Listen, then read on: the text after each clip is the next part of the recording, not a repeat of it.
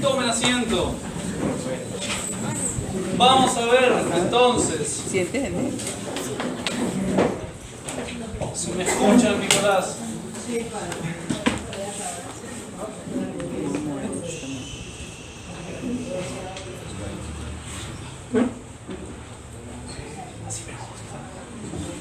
Entonces, vamos a ver, ¿Dios existe o no? Sí. ¿Están seguros? Sí. ¿Cómo saben?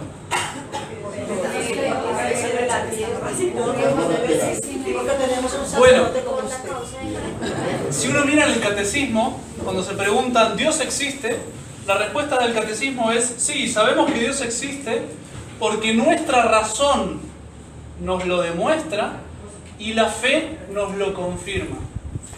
¿Qué quiere decir eso? Que primero tiene que venir la razón. Es la razón la que lo demuestra y después viene la fe a confirmarlo.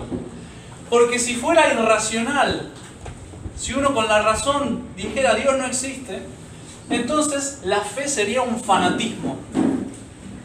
¿Qué es un fanatismo? Es creer algo irracional.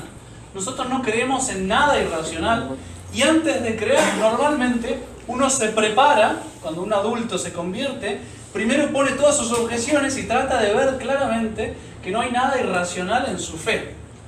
Cuando ve que no hay nada irracional, entonces ahí todavía le falta creer. ¿Por qué?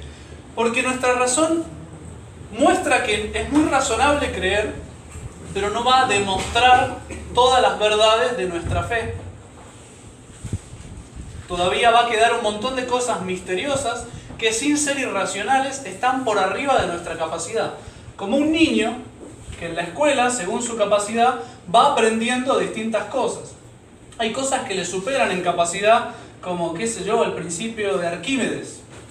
Todo cuerpo que se sumerge en un líquido recibe un empuje de abajo hacia arriba igual al peso del volumen del líquido desalojado.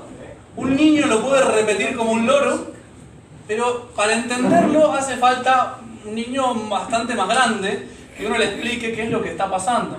Bueno, también un niño un poco más grande puede aplicar la fórmula sin entender de dónde sale esa fórmula y conseguir buenos resultados.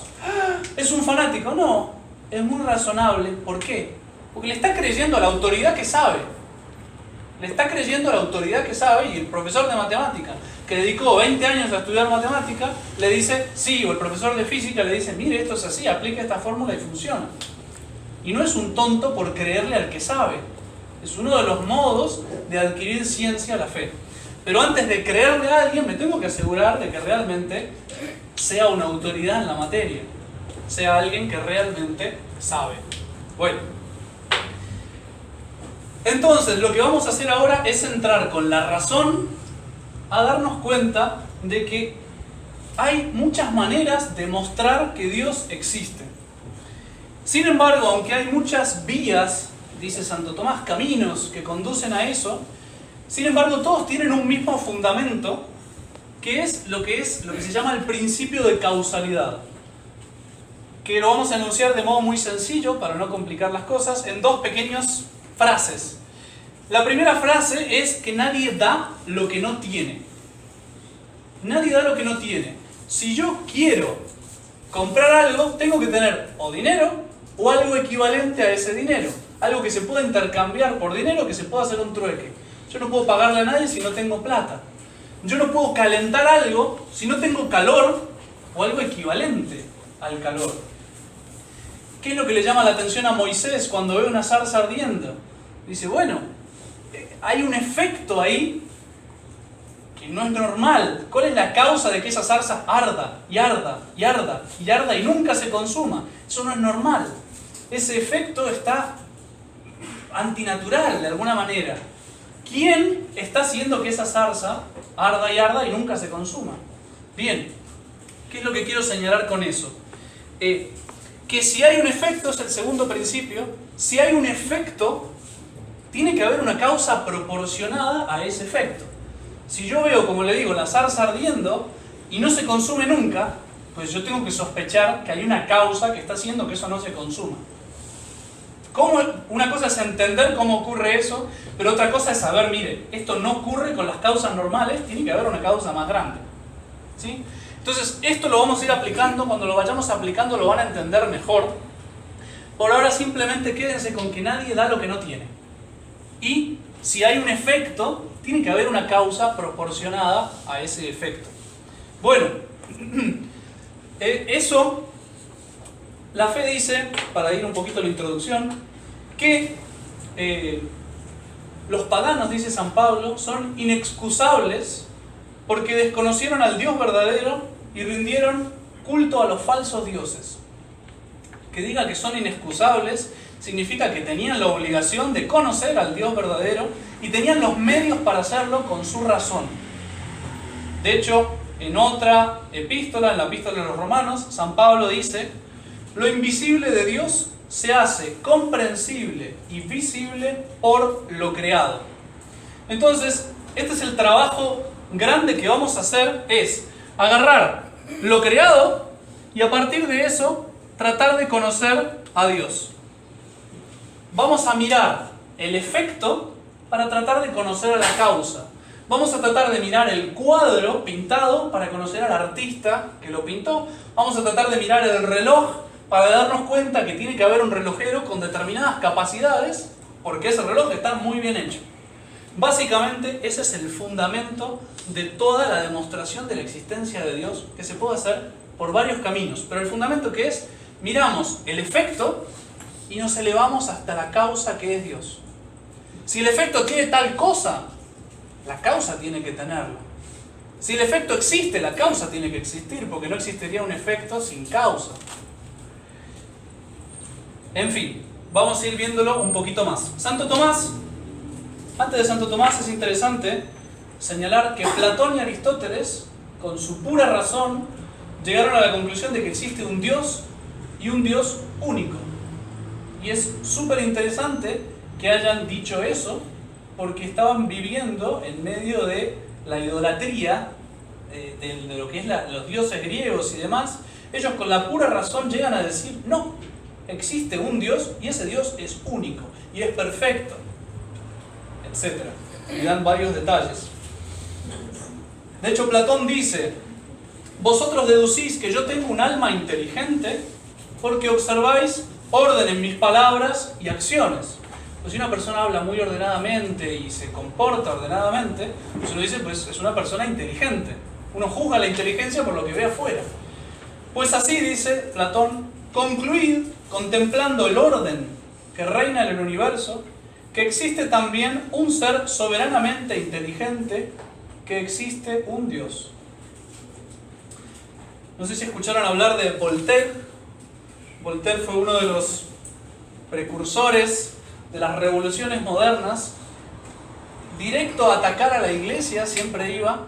De hecho, Voltaire es interesante porque agarraba la Suma Teológica de Santo Tomás y la parte de las objeciones, que a veces son excelentes, entonces las aprendía de memoria y iba a perseguir a los curas para alargarle las objeciones. Bueno, en fin, pero ese hombre, con todo el odio que tenía la iglesia, tiene una frase que es interesante. Dice: cuanto más reflexiono, menos puedo comprender cómo podría andar ese reloj si no lo hubiera construido un relojero. Esa frase la dice en un momento muy particular. Están en su desastre de ateos, discutiendo y no sé qué, si existe Dios o no existe, y la mayoría dicen que no, y le preguntan a él: ¿y tú qué crees? Y él se queda mirando el reloj de la pared y dice: cuanto más reflexiono, menos creo que podría andar ese reloj sin que existiera un relojero. O sea, diciendo todo ese tipo que era un desastre, con su pura razón, nunca lo pudieron correr de que existe un Dios que hizo andar esta maravilla de mundo.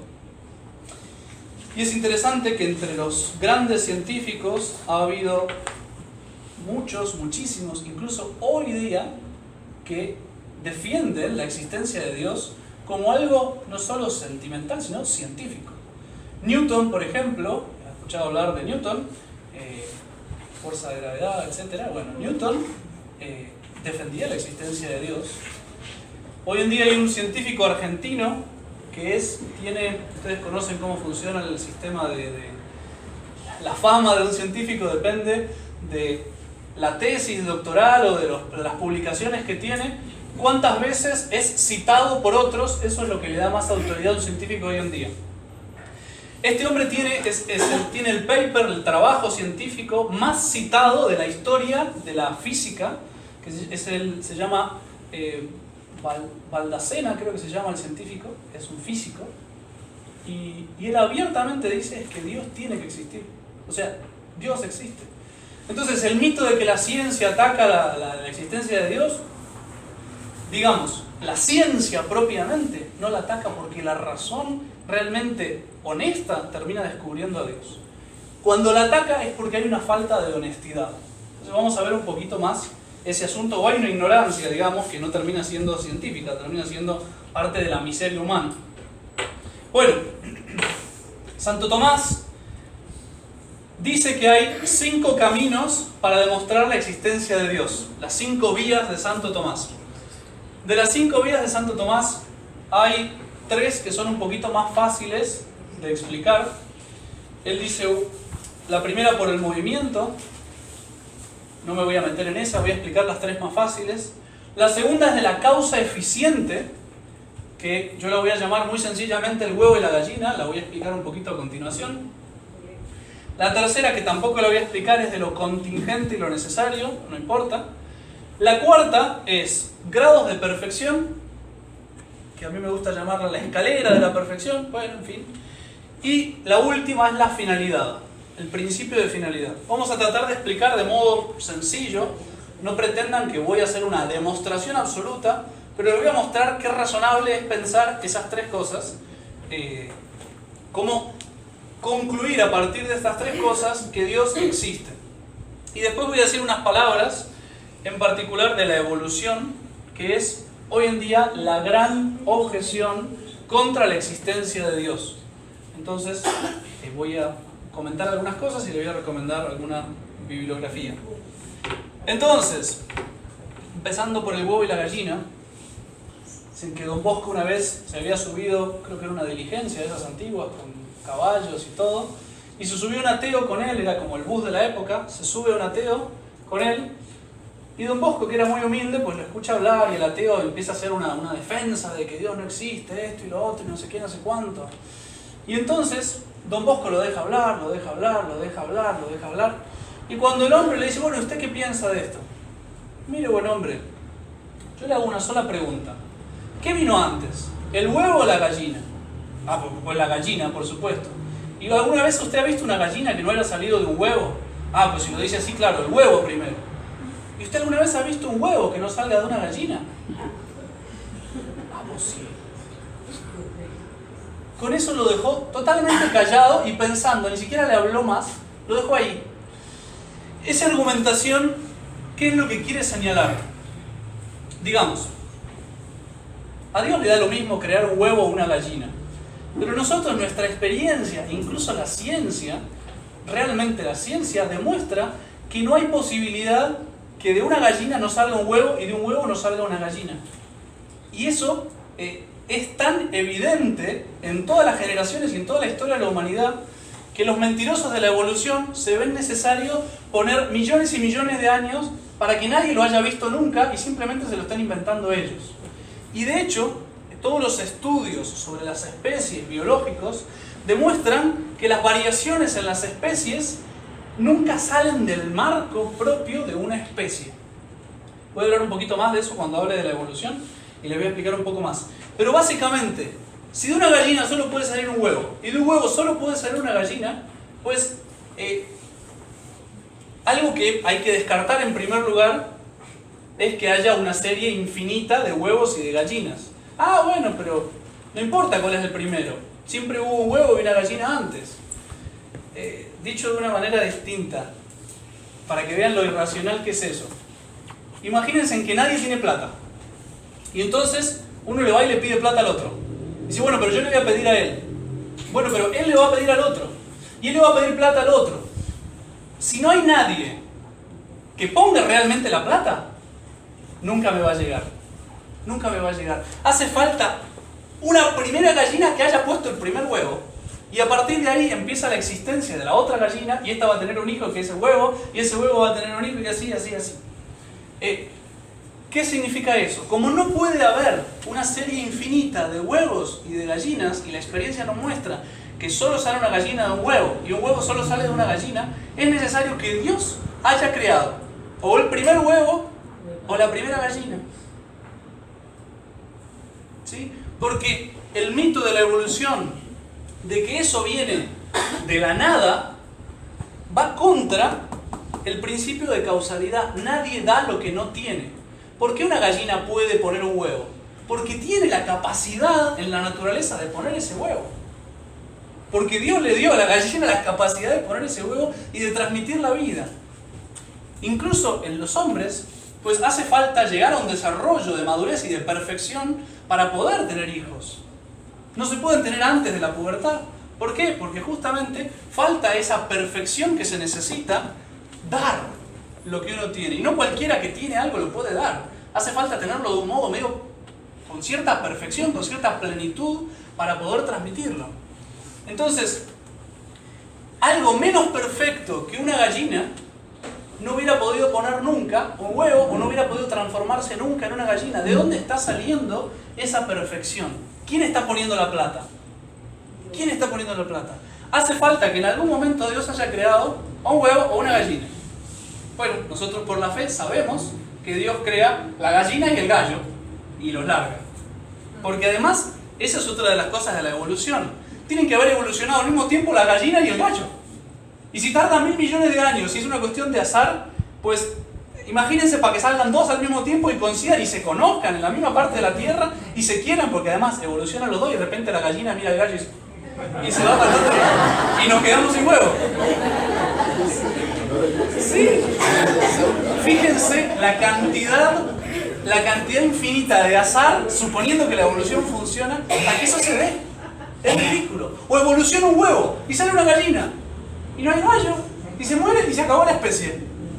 Sí, no hay solución.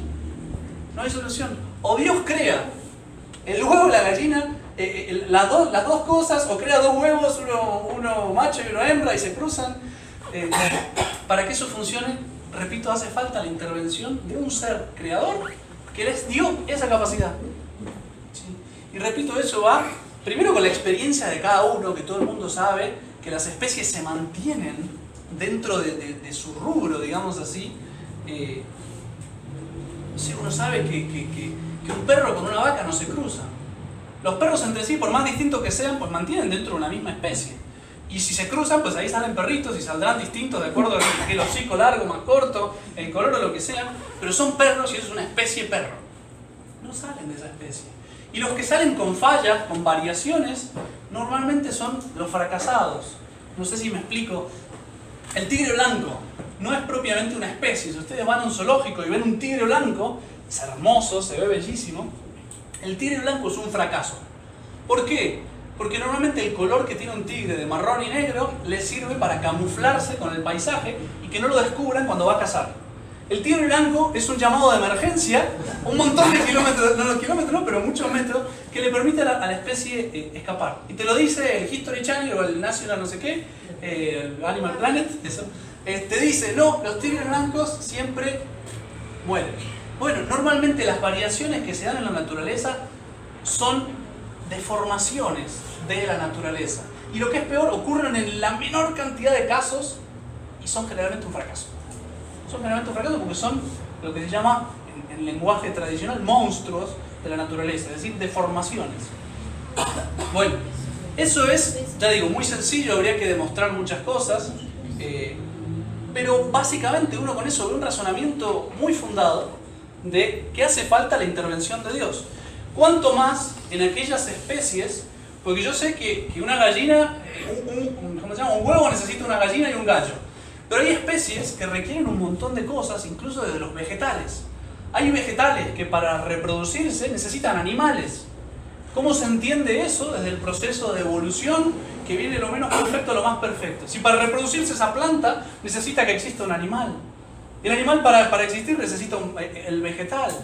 Y a veces los animales necesitan otra cosa. O sea, las flores, por ejemplo, la mayoría de las flores se polinizan por las mariposas, por las abejas y no tanto por el viento. Y todo eso ya viene de la esencia, digamos así, de las flores. ¿Por qué una flor es tan colorida y tan hermosa? Porque llama la atención de los bichitos que vienen a posarse y descubren, eso es una flor, ahí tengo que ir. ¿Sí? Entonces, cuando uno ve un mecanismo tan entrelazado, que es necesario muchas piezas para que funcione, ¿cómo diablo funciona la evolución? Si ya para la gallina necesito que evolucionen juntos, un macho y una hembra, ¿cómo voy a hacer cuando necesito que evolucione esta planta con este animal, con este no sé qué, con esto no sé cuánto, al mismo tiempo?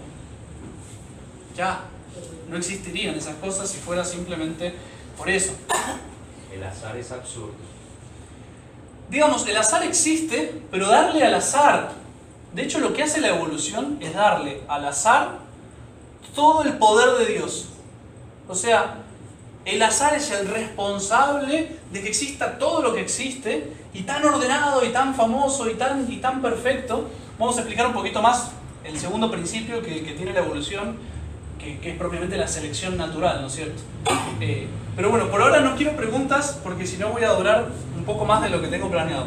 Y ya tengo planeado durar bastante. Entonces, la segunda vía es la de los grados de perfección, que es en lo que me voy a meter un poquito ahora, que es directamente contraria a lo que dice la evolución.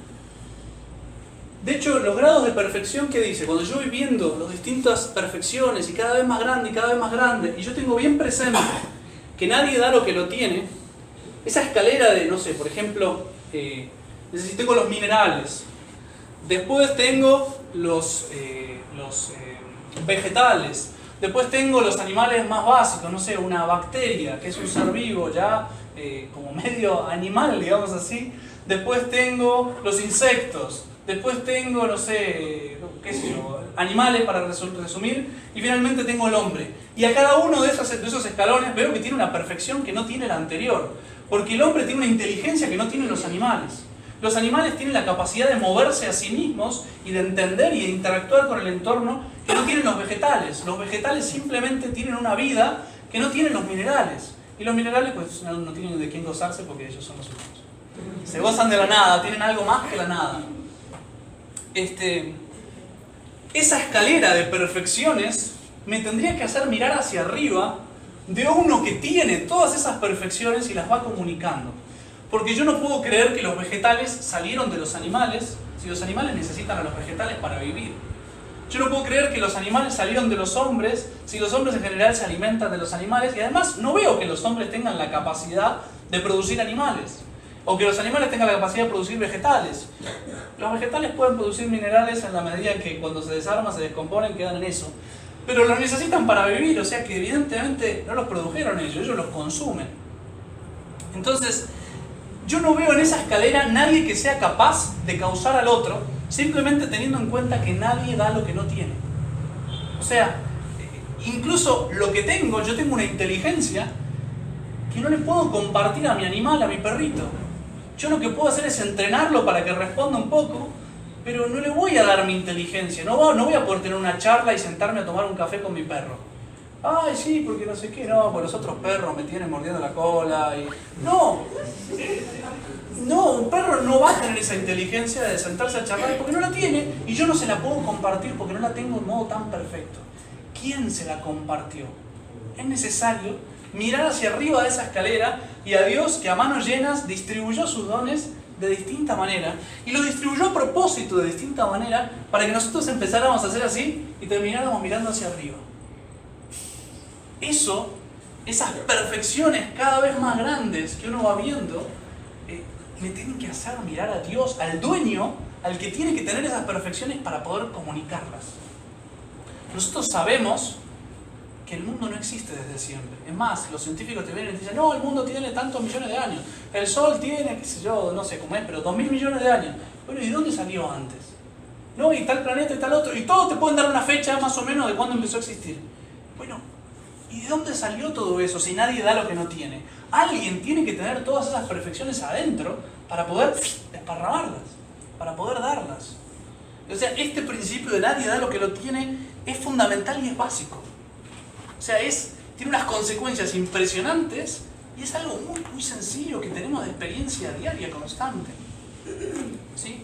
Y si yo estoy viendo todas esas perfecciones, tiene que haber alguien que las tenga y que las pueda dar.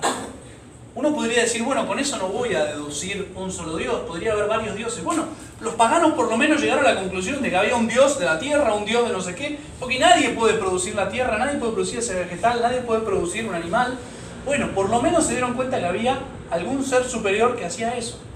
Si uno piensa un poco más, tiene que llegar a la conclusión de que es único. Pero ya digo, eso necesita un poquito más de demostración y no me voy a meter en eso. El tercer principio, la tercera vía para demostrar la existencia de Dios es la vía de la finalidad. Imagínense que ustedes están, no sé, sentados en un árbol así. Y en el árbol hay, qué sé yo, no sé, y un típico corazoncito que rascan los novios enamorados. Él está sentado así al lado en la plaza. Y hay como todos unos árboles alrededor y de repente cae una flecha y se clava en el centro del corazón. Uno primero, después del paro cardíaco, dice, bueno, o es casualidad y hay un arquero dando vuelta por ahí, se le fue la flecha y justo le vino a pegar acá, o el tipo le apuntó, pero por las dudas yo no saco ningún juicio, digo, o me quiso matar a mí y le dio el corazón. Y al rato estoy sentado ahí y cae otra flecha en el mismo lugar. Y sigo ahí y me quedo mirando diciendo, ¿de dónde saldrá? Y trato de ver y no veo a nadie. Y cae otra flecha y pega en el mismo lugar. Y así yo me puedo quedar mirando y las flechas, y yo digo, le están apuntando al corazón, no hay vuelta. O sea, el tipo le está apuntando ahí y le está pegando. Es muy bueno, tiene muy buena puntería y le está dando donde quiere darle. Puede ser que alguna salga desviada, pero yo veo que hay 15 acá y una acá. Digo, no, le está apuntando acá. Bueno, eso que para nosotros es evidente en un caso así, tiene que ser evidente en la creación. Les pongo, ¿los animales tienen inteligencia? ¿Son inteligentes? No. Y sin embargo hacen un montón de cosas inteligentes. Constantemente hacen cosas inteligentes. Las abejas forman perfectamente su cuadradito del panal para que tenga la estructura más liviana y más fuerte, y siempre saben que tienen que ir a las flores para poner. Y ahí ustedes lo han visto alguna vez, lo han escuchado hablar de una escuela de abejas. Entonces está la abeja reina y les dice, no, miren, ustedes queridas tienen que ir a buscar las flores allá, y entonces fíjense, las flores rojas tienen este gusto, las otras tienen... Vienen como programadas de fábrica, esos bichos, y siempre hacen lo mismo. No depende para nada de su libertad, porque no tienen libertad, porque no tienen inteligencia. Y sin embargo hacen cosas súper inteligentes de las cuales uno puede aprender un montón de cosas. Las hormigas, por ejemplo, yo creía que comían pasto. Y no es cierto. Las hormigas se la pasan poniendo pasto dentro de su hormiguero, y ese pasto con la humedad de la tierra produce un hongo, y ese hongo es lo que comen las hormigas. Creo que es un hongo. Bueno, por ahí anda la cosa. Perdón, voy a abrir acá. ¿Quién les enseñó a las hormigas que ese hongo se produce cuando uno pone pasto? Nadie. Y nunca va a pasar, no va a pasar, créanme, que las hormigas se olviden, se rompió la tradición, no nos enseñaron que había que bajar pasto, y entonces salen a buscar a ver si pueden hacer plumas de animales, polvo, tierra. No, saben de fábrica, están programadas de fábrica para lo que tienen que hacer. A mí me gusta hablar de los salmones. Los salmones, si no me equivoco, son de agua dulce, nacen en ríos. Y es muy interesante porque nacen en el río, pero el curso los lleva, los termina dejando en agua salada, en el mar, y viven toda su vida en el mar. Y cuando son adultos, volver al agua dulce los mata. Mueren porque no sobreviven en el agua dulce. Y sin embargo, ellos tienen que saber, no sé cómo, que para reproducirse tienen que ir remontando la corriente en donde nacieron a tener ahí sus huevos para que salgan nuevos salmones. Y eso lo hacen todas las generaciones de salmones desde que existe el salmón, y lo van a seguir haciendo. ¿Quién cuernos les enseñó que el lugar para reproducirse tiene que ser ese y que no funcionarían las crías en el mar? Y que no están buscando nada para sí mismos porque van a enfrentar la muerte. Van a reproducirse y morir. O sea, están buscando un fin para el cual tienen que sacrificar su vida. A veces ni uno está capacitado para hacer eso, y esos bichos vienen programados y lo hacen todos y cada uno, mientras Dios le dé vida para hacerlo en esa época. La mariposa monarca, por ahí digo alguna imprecisión en lo que digo, pero va más o menos así. No sé a dónde tiene que viajar, no me acuerdo para qué, pero hacen kilómetros y kilómetros y kilómetros de distancia. La cuestión es que hacen la distancia para un lado y después para el otro con varios meses como 3 meses que tardan en ir y 3 meses que tardan en volver. Repito, puede haber imprecisiones. Lo que pasa es que una mariposa no vive los 6 meses que necesita para ir y volver. Y sin embargo, cuando se reproducen y se recambian las mariposas, las siguientes, sin que nadie les diga nada, saben que tienen que ir allá y después saben que tienen que volver a medida que van muriendo y se van reemplazando las generaciones. ¿Quién les dice lo que tienen que hacer? Están programadas para saber lo que tienen que hacer y lo hacen. Y lo que hacen es lo mejor. Porque es lo mejor para esa especie en concreto. Y así podríamos mirar todo el Animal Planet, todo lo que quieran y ver qué inteligente es. La naturaleza es sabia. ¿Y quién le enseñó a la naturaleza si es idiota? La naturaleza no tiene inteligencia. Si no tiene inteligencia, ¿cómo puede ser sabia? Ese es el gran problema que uno tiene que entender. Si yo veo que siempre la naturaleza hace lo mismo, porque todas las abejas hacen siempre lo mismo, puedo escribir un manual de lo que hacen las abejas y no me voy a equivocar. Y si hay una abeja que no lo hace, es la abeja tonta que va a perder su nido y el resto va a seguir haciendo lo que tenía que hacer. Si yo veo que todas las flechas caen adentro del corazoncito, le están apuntando ahí y le está apuntando a alguien con inteligencia, porque apuntar una flecha lo tiene que hacer alguien inteligente.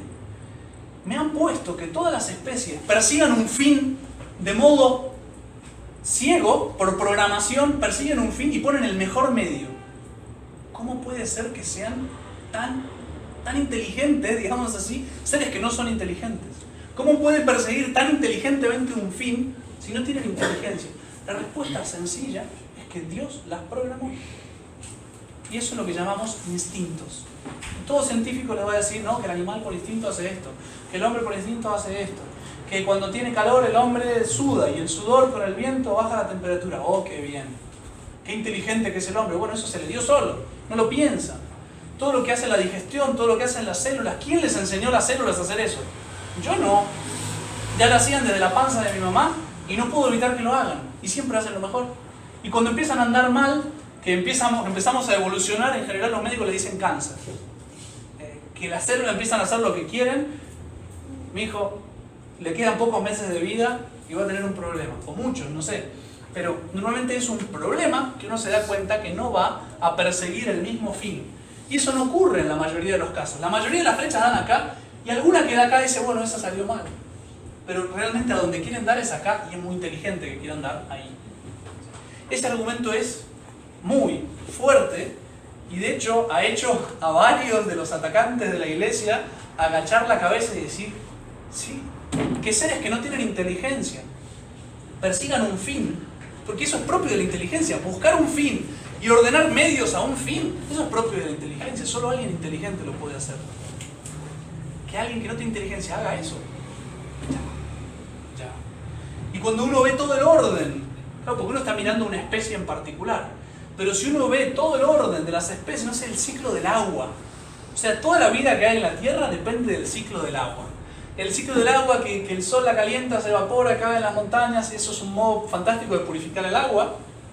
El agua cae, se mineraliza, porque el agua, para nosotros el agua, ¿cómo se llama cuando uno evapora el agua y la vuelve a poner? Eso es agua destilada. El agua destilada, no sé si saben, pero en vez de hidratar, deshidrata. Si ustedes toman agua destilada se pueden morir. De hecho, literalmente se pueden morir deshidratados. Porque el cuerpo necesita determinados minerales para poder adquirirla. Entonces, esa evaporación y que caiga en la montaña y en la montaña va a agarrar los minerales que necesita, ya la tengo lista para beber, pues es una cosa muy grande que Dios ha hecho. Pregúntenle después a los médicos por qué pasa eso, no tengo ni idea. Pero es algo muy grande que depende, que tiene un equilibrio impresionante y toda la vida depende de eso. Y ese equilibrio también depende no solo de eso, sino también, por ejemplo, de la distancia del Sol. Porque si el Sol estuviera mucho más cerca, no quedaría ni una gota de agua en la Tierra. Nunca se condensaría el agua y nunca caería, punto. Y si el Sol estuviera un poco más lejos, tampoco se evaporaría el agua, porque el agua se evapora a determinada temperatura. Hierve a los 100 grados, pero se empieza a evaporar mucho antes. Lo que se llama la presión de vapor del agua. Bueno, en fin. Y todo eso de la distancia del Sol no depende, lo puse a esta distancia. No, el Sol está andando a una velocidad impresionante, que si baja la velocidad se estrella. Bueno, el Sol no, póngale que la Tierra, ¿no? Al revés, perdón. Que la Tierra está andando alrededor del Sol a una velocidad tal que es la que lo mantiene en equilibrio. Y si va más rápido se sale de la órbita. Y si va un poquito más despacio, termina cayendo en el Sol. Y ahí nos prendemos fuego mucho antes de caer en el Sol. Realmente, todo ese equilibrio de planetas, de mil cosas, mirado en general, es una gran máquina de relojería que un detalle, que ustedes tocan un engranaje así y salta un resorte, no funciona más. No funciona más. O sea, ¿cómo puede ser que mirando esa máquina de relojería, los científicos modernos digan esto es producto de la casualidad? Ah, sí, esto es producto de la casualidad. Es como agarrar un poema de Shakespeare y decir, sí, es que se cayeron las letras en el papel. No, lo que pasa, pero ¿cómo van a caer en orden? No, lo que pasa es que tuvo miles de años para caer las letras en el papel y finalmente cayeron en eso. ¿Sí? Mire, yo les voy a proponer algo. Supóngase que la evolución hace funcionar todas las partes. Tengo todas las partes. No alcanza con todas las partes. Ustedes pongan todas las partes de un reloj, de los antiguos de engranaje, pónganlo dentro de una bolsa y se acomodan la bolsa hasta que se arme el reloj. Esa es la estupidez que dice la evolución. Ah, sí, sí, claro. Es fantástico. Y además no soluciona nada. Porque de la nada, ¿cómo hizo para aparecer la primera bolita de fuego? No tengo nada contra el Big Bang. Pero el Big Bang no soluciona que Dios haya tenido que crear la primera bolita y le haya tenido que dar una patada para que explotara. Porque sola no va a moverse. Y si Dios no le da ese empujón, Él o sus ángeles, no va a moverse. Él la tiene que crear. Ah, no, sí, porque se reduce a una pelota de tamaños así, que tiene la energía no sé cuánto, de todo el universo. Ok. Primero que tuvo una sola explosión y le salió bien. O sea que el azar es súper preciso, no falla. Y si lo que dicen ahora modernamente se habla del multiverso, y está saliendo en las películas el multiverso, ¿qué significa eso? Se dan cuenta que haya habido un solo universo y que haya salido tan bien y tan ordenado como un reloj, necesita una inteligencia que dirija cada uno de sus pasos. Se dan cuenta que eso el azar no lo puede producir y entonces ¿qué dicen? No hay problema. Lo que pasa es que no hay un solo universo. Hay miles de millones de universos y uno salió bien y ese es en el que estamos. Ok, o sea que usted tiene miles de millones de problemas porque ya no es una sola pelota, son miles de millones de pelotas. ¿De dónde salieron? En vez de solucionar el problema, lo empeoran.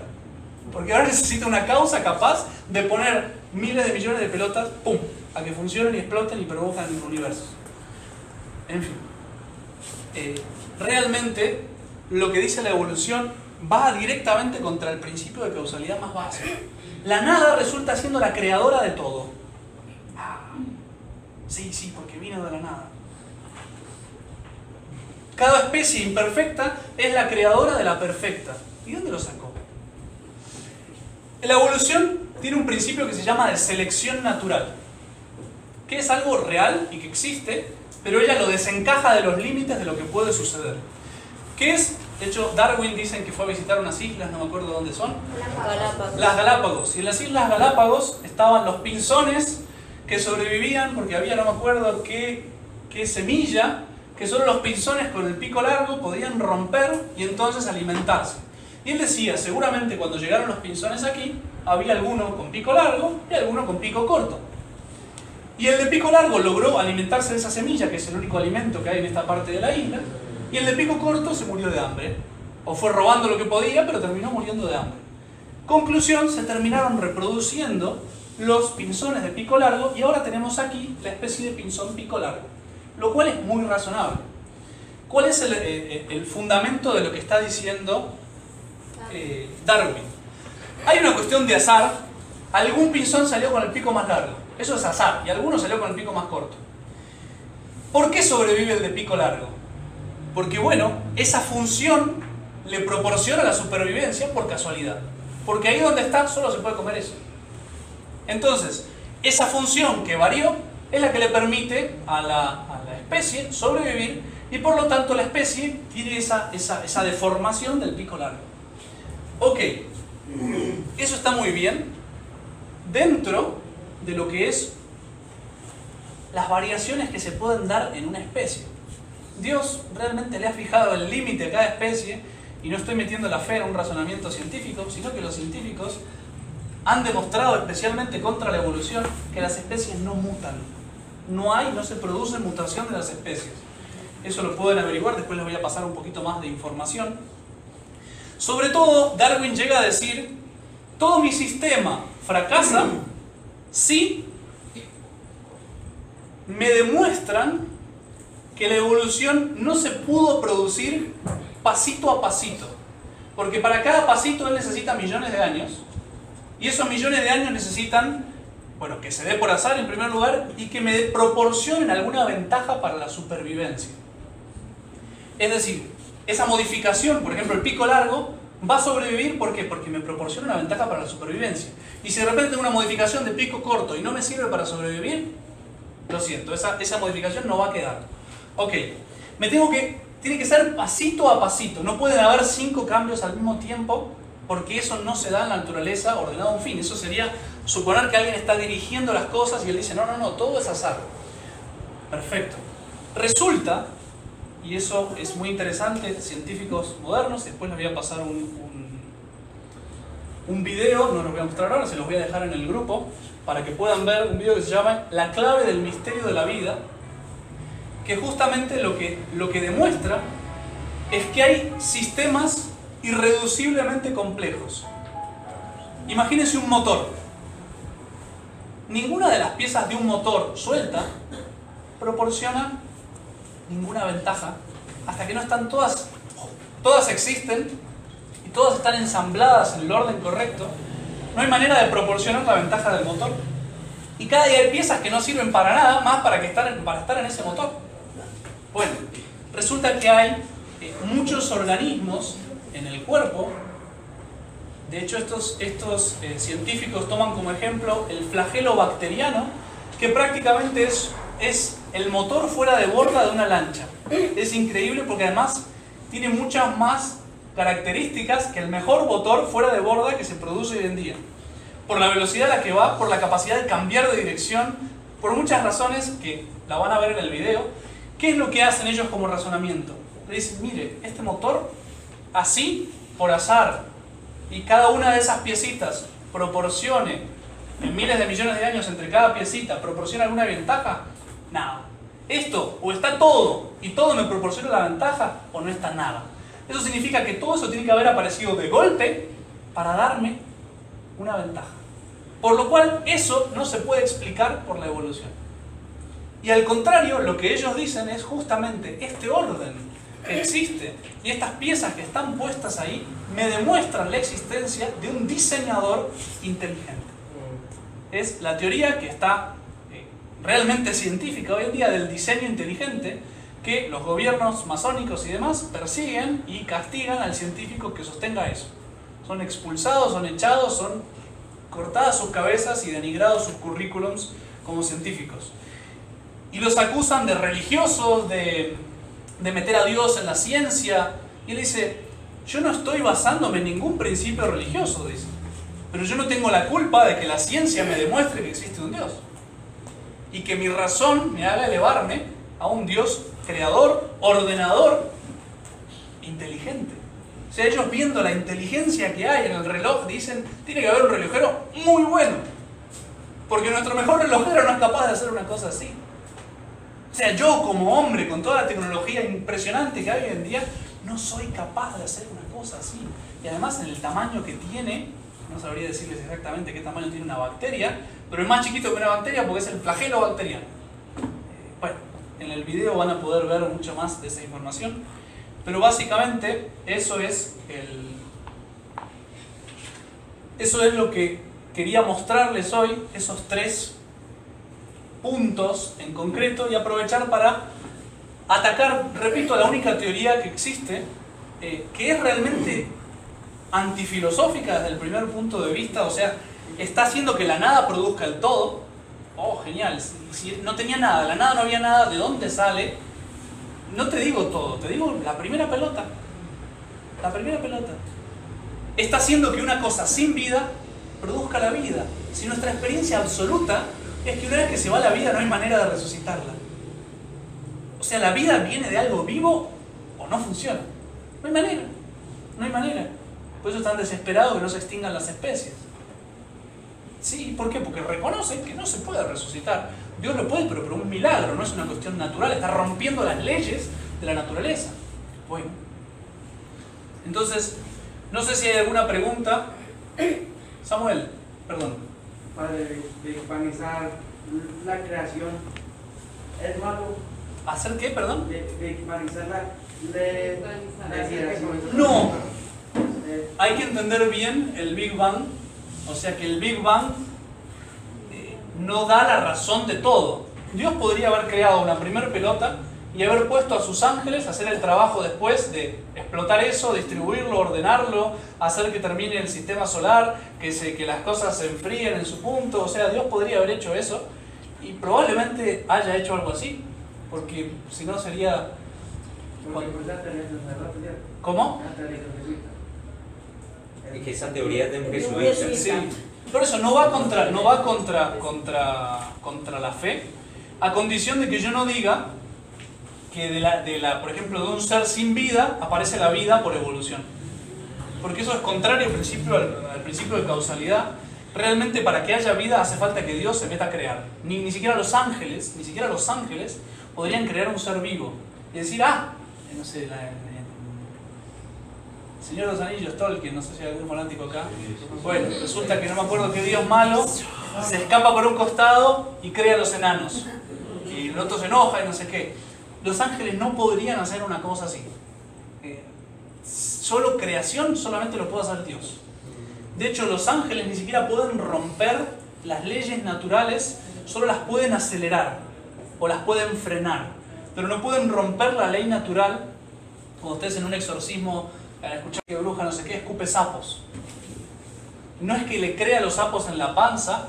Lo que él puede hacer, por ejemplo, es agarrar un renacuajo y acelerarle el proceso de crecimiento por hacer la reproducción de células más rápido. Pero para tener vida él necesita agarrar algo vivo y reproducirlo y agrandarlo. Incluso lo puede hacer que adentro de la panza se reproduzca más rápido y después vomite sapos, que no debe ser nada simpático. Pero no puede. De hecho es un poco una mezcla entre lo que él puede hacer muy rápido y un proceso de malabarismo, de prestidigitación, que lo hace mucho más rápido que cualquier prestidigitador, ¿no? De hecho, una cosita más que me acabo de acordar, la evolución cae en un pecado totalmente anticientífico, por ejemplo, al poner que de algo sin vida aparece la vida. No, la primera célula, la más simple, la más nada, porque había un caldo de cultivo impresionante y no sé qué, no sé cuánto, y se daban las condiciones y un rayo y no sé qué. Eso se llama generación espontánea, y hay un científico que se llama Pasteur que se dedicó a demostrar que eso no puede funcionar. Y si ustedes buscan generación espontánea, le dicen, todos los científicos le van a decir, no, eso no existe. Y sin embargo, la evolución peca de eso. Porque es necesario, en un momento, generación espontánea. Que la vida aparezca de lo que no tiene vida. Sí, perdón, estaba Adriana. Pasteur dijo que no era posible. Sí, de hecho hizo todos los experimentos, porque se creía en algún momento que los seres más sencillos, si uno lo encerraba, y eso se hacían experimentos así para demostrar la generación espontánea, se encerraba en condiciones supuestamente que no podía entrar nada, ningún bicho, porque no sabían, no tenían telescopio, no sabían lo pequeños que son los bichos y cómo hay un huevo de todos los bichos en casi todos lados. Entonces, la realidad es que cuando aparece el microscopio se dan cuenta que siempre que hay vida aparece de otra vida. Perdón, sí, Adrián. Padre, pues más que pregunta aporte. Cuando se habla de la evolución, se habla de la parte tergiversada de Darwin, porque Darwin como tal no fue el que dijo que todo era al azar, sino que sus discípulos se encargaron de decir que todo era al azar. Darwin habló fue de la adaptación, del tema de la selección natural, pero más que todo se debería hablar de la adaptación. Darwin también llega a formular la teoría de evolución, y de hecho esa frase es textual, la que dice, si me demuestran que hay un organismo vivo que no se puede haber formado parte a parte, siguiendo estos dos principios, toda mi teoría se derrumba. Sí, pero él se centró más que todo en el tema de la adaptación. Que no sí, pasa que él da la clave, digamos así, para que su teoría pueda explicar, entre comillas, y la creación de todas las cosas.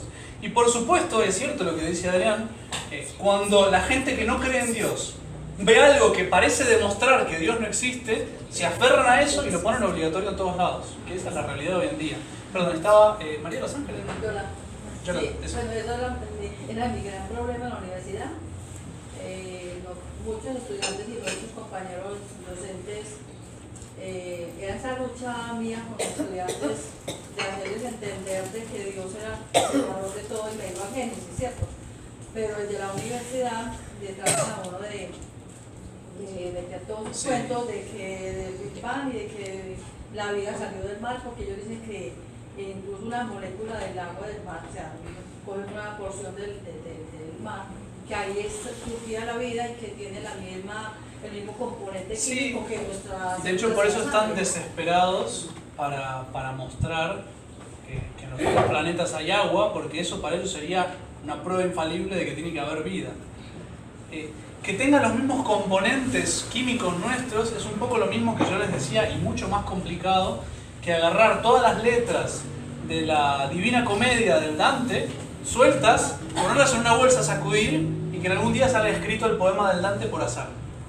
Porque una cosa es tener los mismos componentes y otra cosa es tenerlos en orden, como tiene que ser y cada uno cumpliendo su función. Y no alcanza, nosotros no nos explicamos solamente por los componentes químicos que hay en nuestro cuerpo. O sea, si no hay un alma que esté ordenando todo eso de modo, permítame la expresión, antinatural, porque cuando desaparece el alma, ¿qué es lo natural en un cuerpo? Corromperse. Como es natural en una piedra caer. Y si yo veo una piedra así, en el medio del aire, digo, ¿por qué no cae esta piedra? Todas las piedras caen, ¿por qué esta no cae? ¿Hay alguna fuerza misteriosa que la está sosteniendo ahí? No sé qué sea, póngale un hilito escondido, no sé, como David Copperfield que flota en el escenario. Bueno, hay un hilito de arriba que lo llevan para que te trae. Bueno, si yo veo algo que no sigue la ley de todas las demás materias, entonces evidentemente tengo que sacar la conclusión de que alguien me lo está sosteniendo ordenado y funcional. Y cuanto más cuando veo que yo tengo una inteligencia que no se explica por la pura parte química. Usa la parte química, por supuesto, pero no alcanza la química a explicar lo que soy. Un ejemplo muy sencillo que lo vamos a ver un poco más adelante. Ustedes dicen algunos médicos que cada 6 años toda la materia de nuestro cuerpo se reemplaza. ¿Qué significa eso? Pues yo como y esa materia que como la va a... Algunos dicen cada 3 años. Es cada 7. Hay distintas teorías porque eso es muy difícil de demostrar exactamente cómo ocurre. Es una aproximación. Póngale cada 7 o cada 15 o cada 20. Para el ejemplo, lo que quiero decir vale lo mismo. Toda esa materia se reemplaza y sin embargo nadie me va a poder decir que cuando cambió toda mi materia soy otra persona. Cada 7 años usted es otra persona. ¿Cómo es que yo me acuerdo de lo que el regaño que me pegó mi mamá cuando yo era chico? El pastel de cumpleaños de cuando tenía 4 años. Tengo la memoria de lo que aprendí en el colegio, que les cité el principio de Arquímedes, no lo repasé, me acuerdo de cuando estaba en el colegio, y eso fue hace 15 años, 20 años, no sé. ¿Cómo puede ser que yo siempre sea yo y haya cambiado toda mi materia? ¿Qué es lo que permanece? Un alma. Y toda mi materia, un instante después de que morí, sigue estando. Y ya no soy yo. Ya queda una cosa, como la piedra que de repente se corta el hilo y ¡pum! Se empieza a pudrir y en un rato hay que abrir las ventanas porque somos... Y te quedas corto. Me acuerdo en Argentina una vez que estábamos en la parroquia y trajeron una persona que ya estaba descomponiéndose. Bueno, pero dejémoslo ahí. Que ni me digan más. Porque después no se venden empanadas. Dígame. Hay un sacerdote, o un sacerdote más bien como yo hace poco, que era astrofísico, que servía al Vaticano, de hecho, en el CERN, ese centro, pues de allá, Rafael Carreira. Pues tiene un poquito que ver con el tema de la evolución, pero él decía, él planteaba que hay un debate interno, no sé hasta qué punto, sobre el tiempo que hayan durado los días de la creación. Sí, pero realmente no cambia al principio porque hace falta un poder creador. De hecho, no se sabe si hay que entender en sentido literal, o sea, es muy difícil entender en sentido literal. Por ejemplo, antes de que se creara el sol, ya estamos hablando de día. ¿Qué es un día si no hay sol? Bueno, los judíos hay que saber que no tienen una palabra para simbolizar etapas o periodos, y entonces, pues ese día es un periodo, y ese periodo puede ser más o menos largo, pueden ser millones de años, podría ser, no habría ningún problema. No había una contradicción, también para responder a Samuel, no habría una contradicción en que el Big Bang hubiera tardado millones de años. No. Sí. La única contradicción habría en decir que la humanidad tiene millones de años, qué sé yo. Sumando la fecha de la escritura da 4000, podría ser que alguna fecha no esté metida ahí y que si hubieras resumido, no sé, póngale 7.000, 10.000 años si quieren, pero ya empezar a pensar en 30.000, 50.000 años. Y además, también es ridículo, porque el hombre por donde pasa deja marca, deja ruina. Estaríamos sepultados en ruinas de hombres y cualquier pocito que ustedes hicieran encontrarían la mano de un hombre que pasó por ahí. Si hubiera habido así, tal cual. Tomás, última pregunta, tiene el honor. Bueno, le quería preguntar si desde su punto de vista, ¿usted cree que el Big Bang haya existido? Pues, la verdad, no me caso con el Big Bang. Tampoco lo desprecio. Podría ser. ¿Qué es lo que me hace pensar que podría ser? Que científicamente cuando uno estudia, por ejemplo, un pedazo de roca, da la sensación de que tiene una edad muy grande, miles de años. Y por ejemplo se explica muy bien el proceso de formación de planetas con masas calientes girando que se enfrían, esa explosión que haya desparramado las cosas. Incluso le digo más, la ley de toda la materia, principio de gravedad, es quedar pegada. El hecho de que la materia esté toda separada, porque yo tengo un planeta acá, el Sol y no sé qué, ¿por qué creen que la Tierra gira alrededor del Sol? Porque está esforzando por unirse, volver a su posición de descanso, a donde la ley lo empuja. El hecho de que la materia esté separada me indica que hubo alguna fuerza que la separó. Puede ser que lo haya hecho Dios directamente o que haya puesto un poco esa explosión. Yo pienso que Dios usa mucho las causas segundas. Y tener a los ángeles desde ahí hace mucho tiempo, yo los hubiera puesto a trabajar para que no se echen holgazanes. Pues hago lo que ellos no pueden hacer, que es crear una cosa, una primera pelota, y los pongo a ellos a distribuir, a organizar. Pues sí, no le veo una objeción, a condición que, bueno, ya tenemos todo organizado, me toca crear el hombre, me toca crear las plantas, y eso no lo puede hacer un ángel, ni lo puede hacer la pura explosión. O sea, hace falta que Dios vuelva a intervenir. Y podría ser otro de los días de la creación. Y ya, Dios va creando las distintas cosas.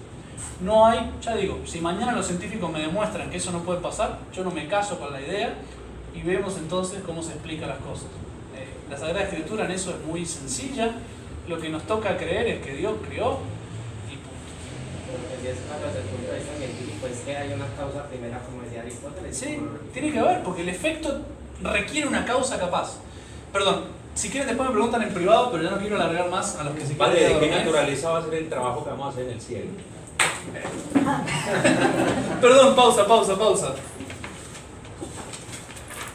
Entonces, les voy a pasar la clave del misterio de la vida, la voy a pasar en el grupo para que puedan ver. Es una película, repito, quizás el único pecado que tiene esa película es que reduce un ser vivo a un mecanismo. Como les decía, el ser vivo no es solo el mecanismo, hace falta un alma que esté dando esa vida. Pero muestra un orden que no se puede haber hecho sin la inteligencia y lo demuestra claramente, y sobre todo destruye, explica bien y destruye la teoría de la evolución, que repito es el único adversario que tiene la teoría de la creación. El único adversario que vale algo y en realidad no vale nada. Rezamos.